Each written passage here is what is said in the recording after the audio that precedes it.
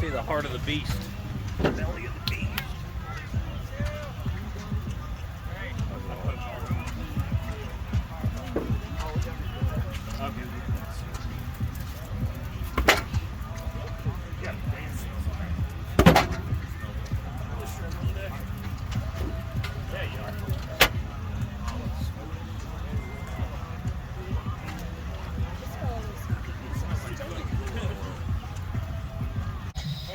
It goes out through the stacking, and that throws the vacuum up through the fire.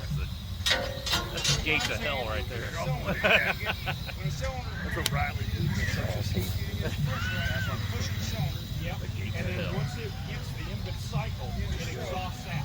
Then when it goes back to the press, It goes out. that's when it throws out the stack. Yep. Is that And just then, all and those? then, and then the pressure of the steam conductor fire pulls the piston back, Yeah.